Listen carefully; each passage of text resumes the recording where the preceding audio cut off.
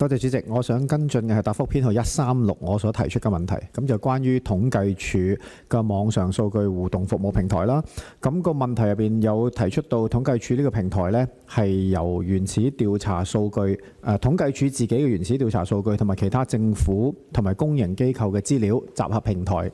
落個平台度嘅，咁我就問到有冇攞一啲私營機構嘅數據啦，咁我回覆就係冇嘅。咁我想問下點解冇去考慮一啲私營機構嘅數據呢？會唔會考慮將來收入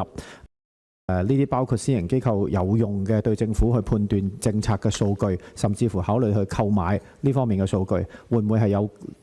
一啲更加多嘅私營機構嘅數據呢？先至令到個數據庫更加全面？呢個第一。第二就係個互動功能，呢個提到個數據平台嘅服務平台係互動啦。咁我想問下互動方面係呢個係俾跨部門所有唔同政府部門去定政策嘅時候使用作為一個根據啊？即係個互動性係喺邊度啊？定係純粹係俾統計處自己內部使用？咁如果將來呢啲數據係足夠嘅，亦都對其他部門施政嘅時候係有幫助嘅，會唔會考慮譬如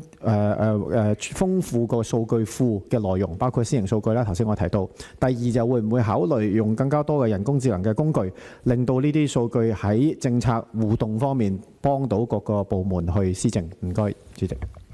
好，我請統計處余處長答呢個問題。係余處長。多謝主席。就住我哋新嘅嗰個平台咧，其實我哋係整合咗我哋喺現存政府統計處網站大量嘅數據，將佢擺埋喺同一個平台裏邊咧，令到市民啦或者所有嘅數據用家咧可以更加容易做一啲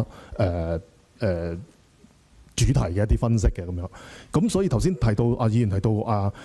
其他嘅一啲私營數據啦，可能議員可能心中諗緊嘅，會唔會有啲公營機構啊，或者一啲銀行啊，或者等等嗰啲數據啊？嗰啲就並唔係我哋納入嘅範圍嘅，主要係我哋而家做到嘅調查等主要嘅數據嚇。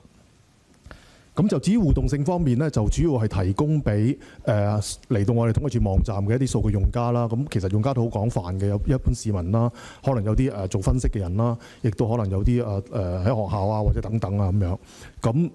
當然，如果政府嘅同事係需要用嘅，佢亦都可以上網啦，亦都可以直接主動去揾我哋啦咁樣。咁就呢個就係我哋嗰個互動服務嗰個功能嘅所在咁樣。咁至於議員提到話即人工智能咧，咁我而家就住嗰個工具本身咧，我哋就嘗試進一步優化，就希望咧